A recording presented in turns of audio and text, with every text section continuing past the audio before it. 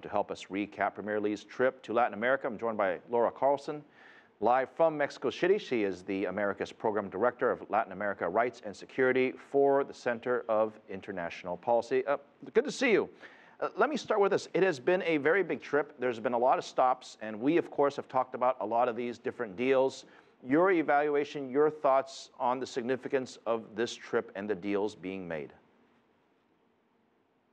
Well, I think this could potentially be a very important, even an historical trip in terms of relationship between China and Latin America.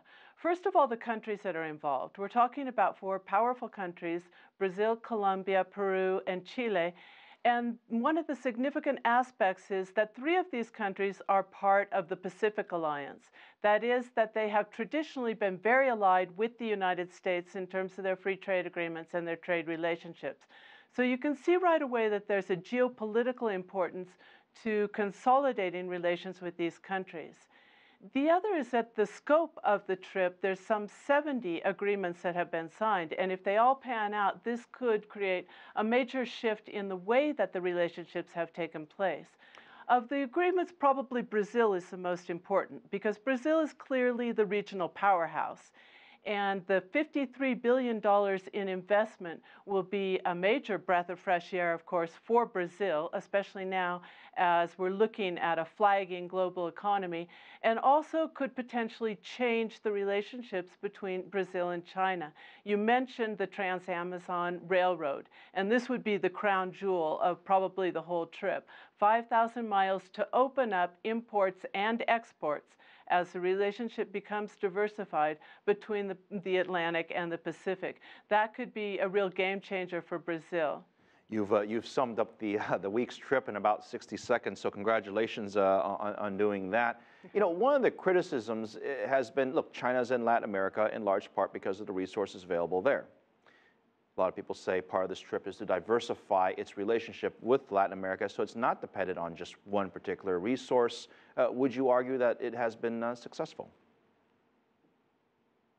We don't know yet. We'll know as we see how these new agreements play out, but it's certainly been a major shift in terms of the discourse, because there has been a lot of criticism. The Economic Commission says that 73% of the trade is in raw materials from the region to China. And so there's been criticism that this was essentially the same as a colonialist model, and that there were a lot of problems in the inequality of the terms of the trade, with China importing or exporting to the region the manufactured goods. And they've been very clear that this is going to change and that there's going to be a direct attention paid to changing this. Of course, in Chile, there are the new agreements that have been signed. It's a country that had 70% of its exports in one product, in copper, and the same can be said in just the 5 major commodities that were mentioned before. I mean, here's the thing. If I put myself in China's shoes and I'm faced with this criticism, what I want to do is diversify and make announcements and do exactly what's basically been done. So I would certainly give China an A- or an A for effort. I guess the question is, from Latin America's perspective, how do they feel? Well, I think there's a guarded enthusiasm regarding the new terms that this relationship has been discussed, at least within this trip, in the sense that there's been changes in China, too, that indicate that it's to their advantage to begin to diversify this relationship. And they're thinking in longer terms about especially building up the infrastructure and the industrialization of Latin America in order to kind of consolidate a more multipolar world. And this has both geopolitical, obviously, and economic implications.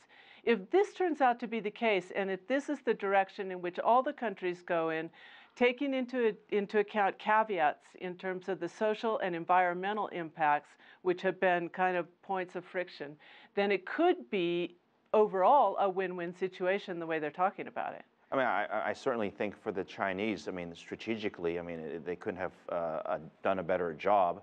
And I guess my question to you is, you know, as you look forward 2, 3, 4 years from now, as we look back at this trip and the other, the big trips that have taken place, what do you think is going to happen next?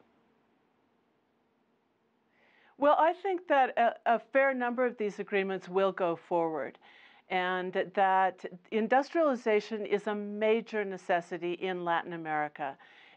Because of the phase of economic growth, even though there were emerging economies being so focused on commodities, it reached a kind of an impasse. And it's absolutely essential to raise the standard of living for the populations in these countries, to industrialize to a certain degree. And it looks like China is in an excellent position to help them do that with mutual benefits for both sides. The major points that I see as being points that could cause friction or problems are whether or not the money comes through, because there have been umpteen plans that later do not get funded or do not get funded sufficiently. Some of the environmental concerns, which are very serious, and China has had problems with overlooking environmental regulations or the longer-term implications of mega projects in the past. The social conflicts, because they're indigenous populations, and many of them, you can't just come in and implant some of these mega projects in terms of an overall infrastructure plan without taking that into account. And then finally, this repositioning of the relationship with a supposed, or at least from what we're hearing, an interest in the development of Latin America.